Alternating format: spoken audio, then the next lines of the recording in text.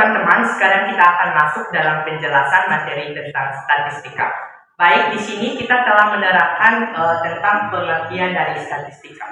Di depan ini kita dapat melihat bahwa statistika adalah cabang ilmu yang mempelajari cara mengelola data atau memperoleh data dan menarik kesimpulan dari data. Statistika digunakan di berbagai bidang industri, mulai dari pemeriksaan hingga pendidikan. Pemerintah membutuhkan statistika untuk melakukan sensus data mengenai suatu studi, misalnya aktivitas ekonomi yang ada di dalam masyarakat. Saat ini, kebutuhan data untuk berbagai bidang sangat tinggi. Data ini dikelompokkan menjadi beberapa variabel yang dibutuhkan untuk diolah agar menghasilkan insight yang berharga bagi suatu industri. Dengan adanya statistika ini, industri akan lebih mudah untuk mengukur sesuatu dengan tepat sehingga pekerjaan yang akan dilaksanakan akan lebih efektif. Baik, dari pengertian statistika ini kita dapat menyimpulkan bahwa statistika ini sangat berhubungan erat dalam kehidupan sehari-hari. Karena statistika ini digunakan dalam berbagai bidang, terlebih dalam bidang pendidikan. Baik, selanjutnya kita akan masuk ke dalam beberapa kelompok statistik.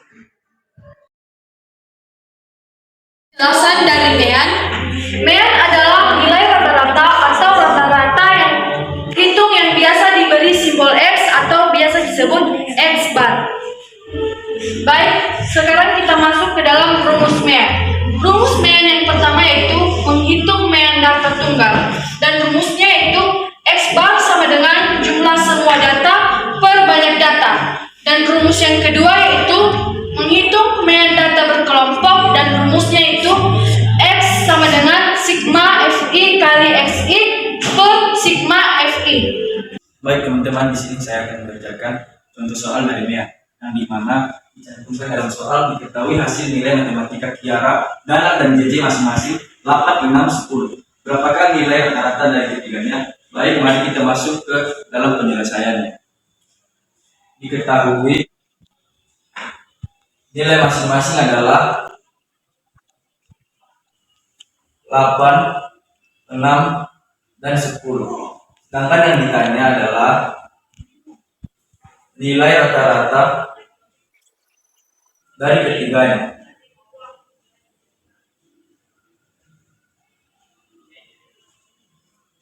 Baik, langkah berikutnya, rumus Mean sama dengan X bar sama dengan jumlah data per banyak data. Berikutnya, X bar sama dengan jumlah data, yang dimana jumlah data itu dimaksud itu 8, 6, dan 10.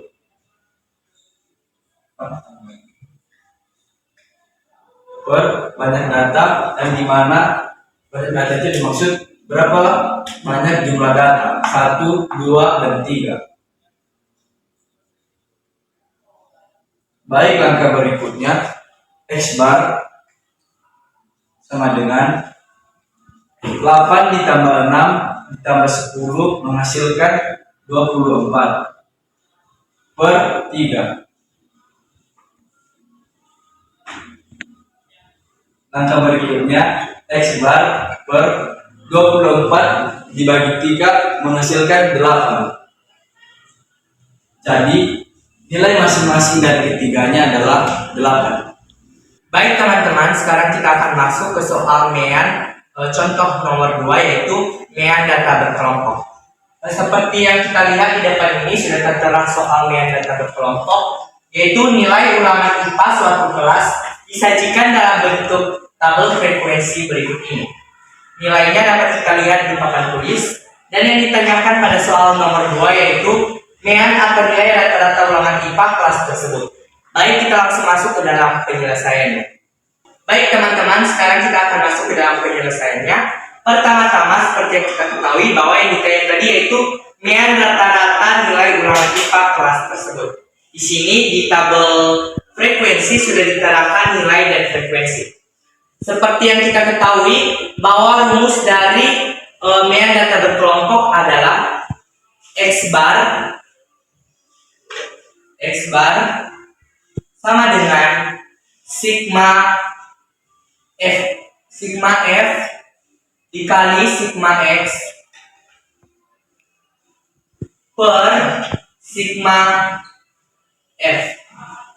Baik, sebelum kita langsung berlanjut ke penjelasan berikutnya, pertama kita akan mencari di mana ada sigma X dan sigma F kali X.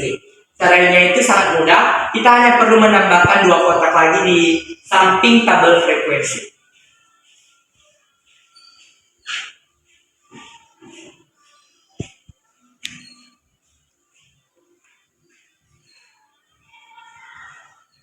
Baik, di sini kita telah menambahkan dua kotak lagi. Yang pertama kotak untuk sigma X dan yang satunya lagi untuk tabel sigma F kali X.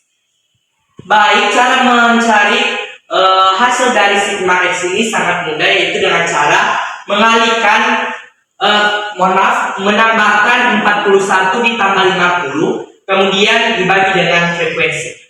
Jadi di sini kita langsung saja menambahkan hasil dari nilai kemudian dibagi dengan frekuensi. 41 ditambah dengan 50 kemudian dibagi 3 menghasilkan 45,5.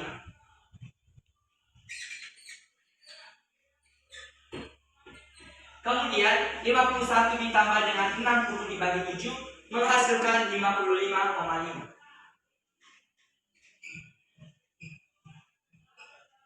Kemudian 61 ditambah dengan 70 dan dibagi 4 menghasilkan 65,5. Kemudian 71 ditambah dengan 80 dibagi 12 menghasilkan 75,5. 81 ditambah dengan 90 dibagi dengan 8 menghasilkan 85,5. Dan yang terakhir 91 ditambah dengan 100 dibagi dengan 6 menghasilkan 95,5.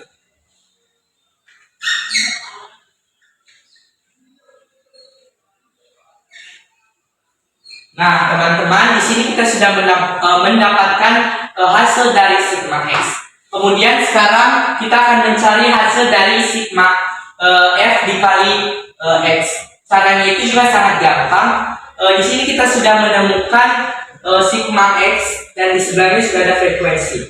Cara mendapatkannya itu yaitu frekuensi dikali dengan sigma X, yaitu 3 dikali 45,5, 7 dikali 55,5, 4 dikali 65,5, 12 dikali 75,5, 8 dikali 85,5, dan terakhir 6 dikali 95,5. Baik, saya akan langsung menuliskan hasil dari perkalian. Baik, setelah kita telah mendapatkan dua tabel berikut, kita langsung memasukkan angka ke dalam rumus. Di sini sesuai rumus bahwa X bar sama dengan sigma F dikali sigma X. Sigma F ini kita dapatkan dari sini, kita akan menjumlahkannya dan akan mendapatkan hasil yaitu 40.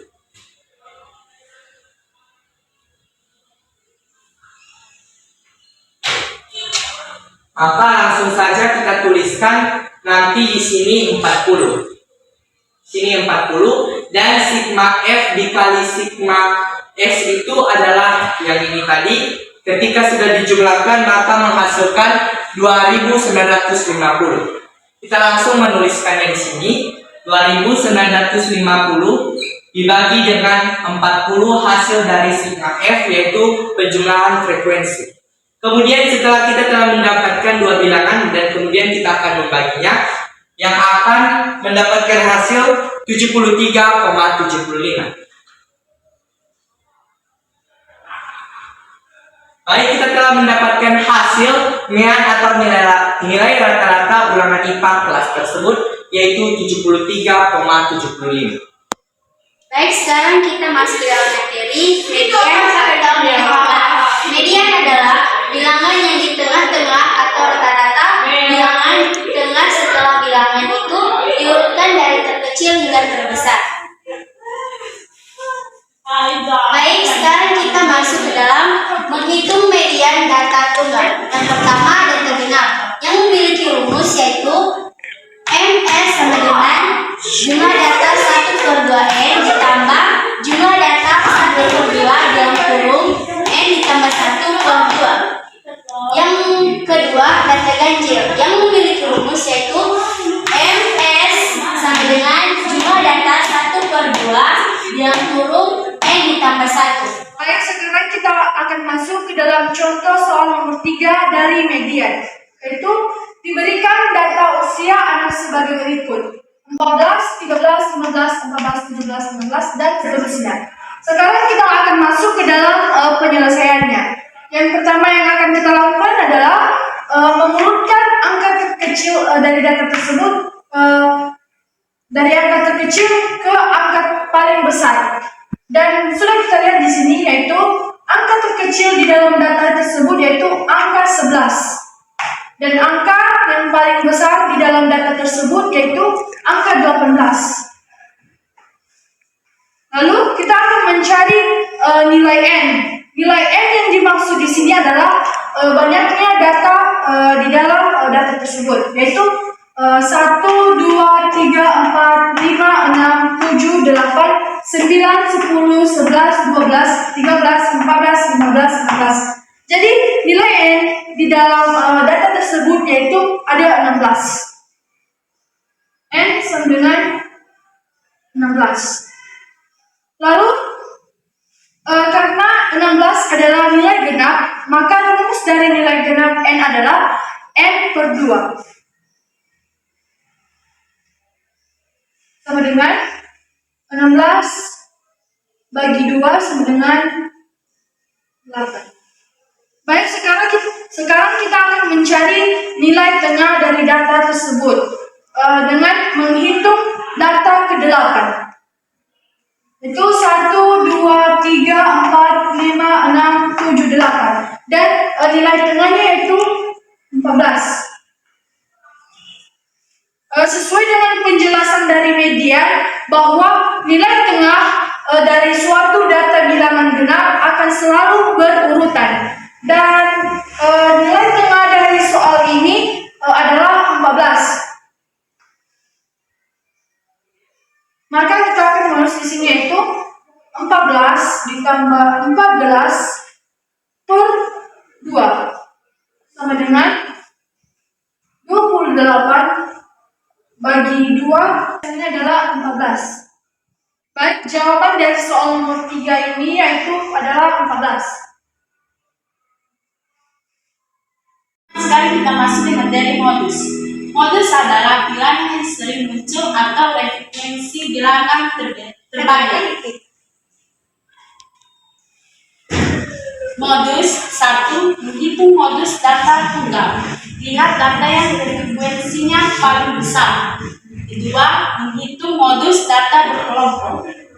Memiliki rumus MO sama dengan DB ditambah D1 per D1 ditambah D2 kali P. Sekarang kita masuk keterangan.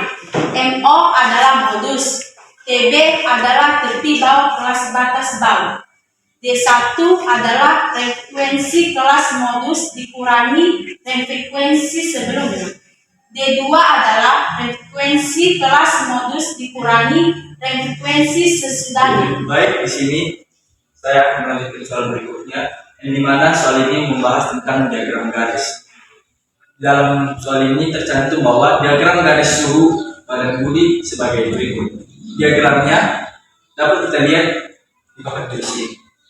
Baik, di sini ada beberapa pertanyaan. Yang pertama, hari keberapakah suhu terendah? Dan yang kedua, hari keberapakah suhu tertinggi? Baik, saya akan menjawabnya. Hari keberapakah suhu terendah itu pada hari pertama dengan suhu 35 derajat.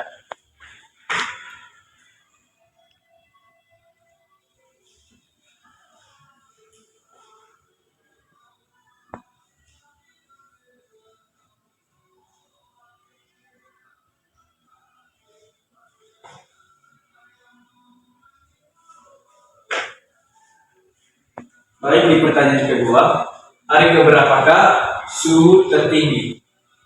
Baik, suhu badan bumi tertinggi yaitu pada hari ke-9 dengan suhu 38,5.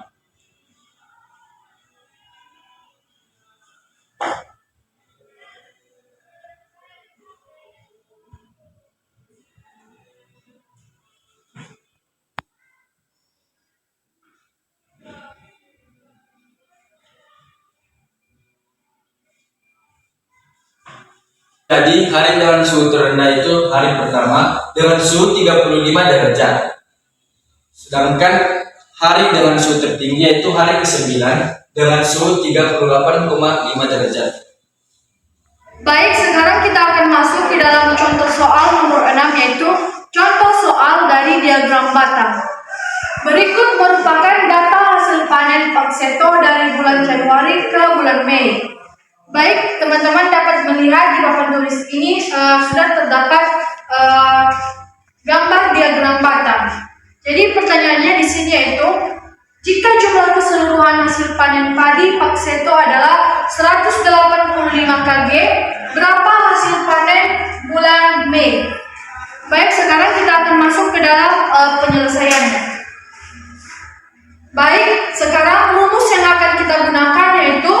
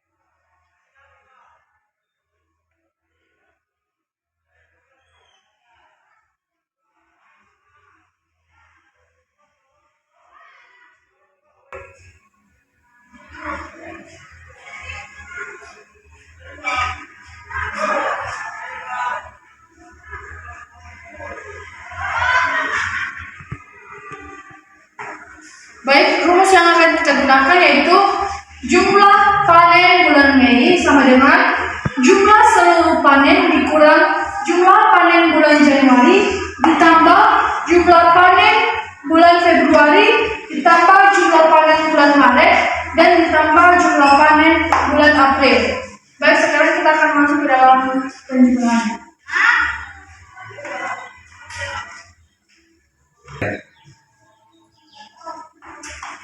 Baik, jumlah panen Mei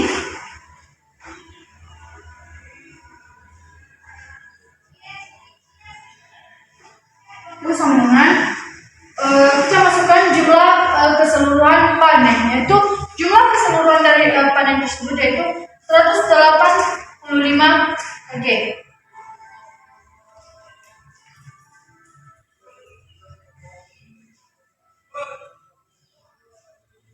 Lalu kita kurangi dengan jumlah panen bulan Januari yaitu 30.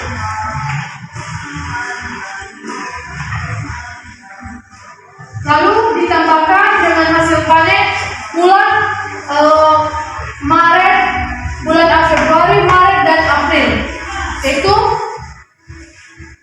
25, 45 dan 50.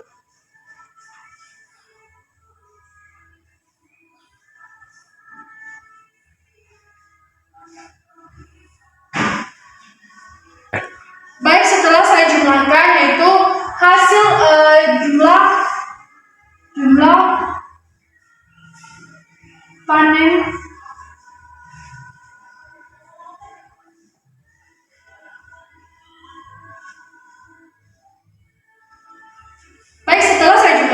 adalah jumlah panen bulan Mei yaitu 35 kg.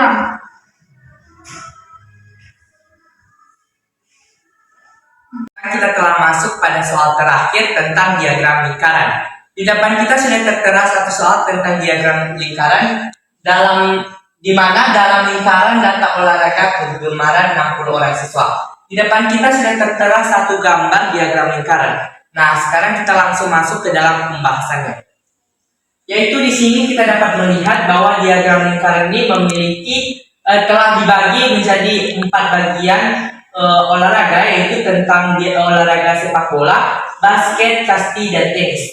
Sekarang kita langsung masuk ke dalam pembahasannya, yaitu kita akan mencari berapakah siswa yang menyukai olahraga sepak bola. Kita langsung masuk ke bagian A.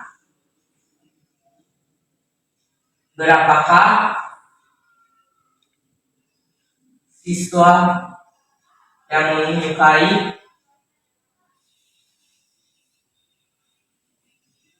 olahraga sepak bola?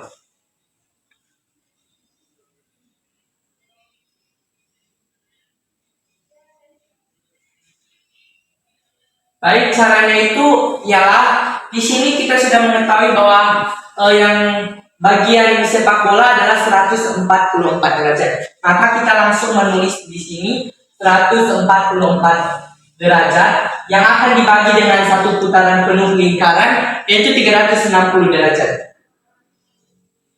Dan akan dikali dengan banyaknya siswa, yaitu 60 orang. Sama dengan setelah saya jumlahkan semua hasil dari pembagian ini adalah perkalian ini adalah 8.680 dan kemudian akan dibagi dengan 360 yang menghasilkan 34. Nah, pada bagian pertama, berapakah siswa yang menyukai olahraga sepak bola? Kita telah mendapatkan hasilnya bahwa 34 orang siswa menyukai permainan sepak bola. Kita langsung masuk ke bagian B untuk mencari berapakah siswa yang menyukai olahraga basket. Baik, bagian B. Berapakah siswa yang menyukai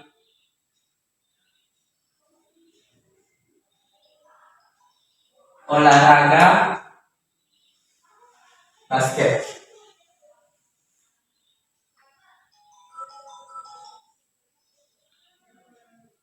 Baik, caranya juga sama. Kita akan melihat berapa derajat pada lingkaran ini, berapa derajat pada lingkaran ini yang diambil. Jadi teman-teman, caranya juga tetap sama. Kita dapat melihat pada basket sudah tertera 108 derajat. Maka kita akan langsung menulis di bawah ini 108 derajat yang kemudian dibagi dengan satu putaran penuh dari lingkaran, yaitu 360 derajat. Dan dikali dengan banyaknya siswa, yaitu 60 orang. Nah, ketika 108 derajat dikali dengan 60 derajat, maka menghasilkan 6.480 yang akan dibagi dengan 360 derajat.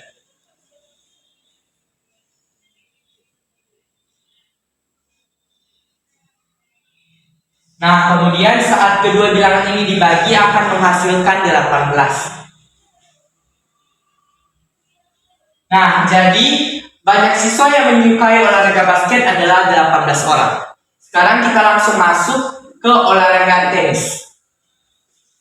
Bagian C, kita akan mencari berapakah siswa yang menyukai olahraga tenis.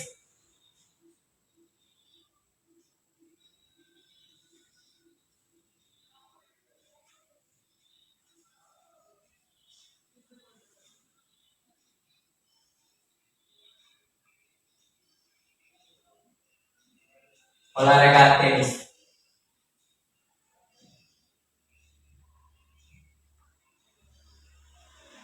Baik, caranya juga sama, yaitu kita melihat bahwa di sini pada diagram lingkaran tenis memiliki derajat yaitu 72 derajat, dan kemudian kita kembali menuliskannya di bawah ini, yaitu 72 derajat dibagi 360 dikali 60 yang akan menghasilkan 4.320 dan kemudian dibagi dengan 360 derajat yang akan menghasilkan 12.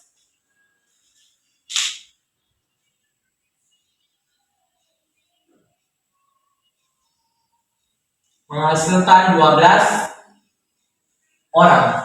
Jadi yang menyukai olahraga tenis adalah 12 orang. Baik, kita langsung masuk ke soal terakhir yaitu bagian D. Sama, di sini kita langsung menuliskan pertanyaannya. Berapakah siswa yang menyukai olahraga pasti? Nah, caranya itu juga sama dengan cara di sini yang menyukai olahraga kasti itu kan pada diagram lingkarannya itu ada 36 derajat. Maka 36 derajat kita masukkan kembali di sini. 36 derajat per satu putaran 360 derajat dikali banyaknya siswa yaitu 60 orang. Sama dengan 36 derajat dikali 60 menghasilkan 2160 dan kemudian dibagi dengan 360 derajat.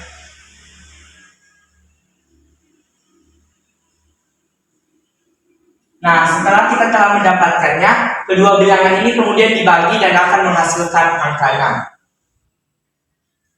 Nah, 6 ini berarti adalah siswa yang minat dalam olahraga bidang kasti. Nah, teman-teman, setelah kita telah membahas soal yang terakhir ini, teman-teman pasti sudah mengerti bahwa bagaimana cara baik teman-teman, dari soal terakhir tentang diagram lingkaran ini, kita sudah menemukan berapa banyak siswa yang menyukai olahraga sepak bola, basket, kasti, dan tenis. Siswa yang menyukai olahraga sepak bola ada 34 orang, yang menyukai olahraga basket ada 18 orang, yang menyukai olahraga tenis ada 12 orang, dan yang terakhir yang menyukai olahraga kasti ada 6 orang. Baik, sekian dari saya, terima kasih.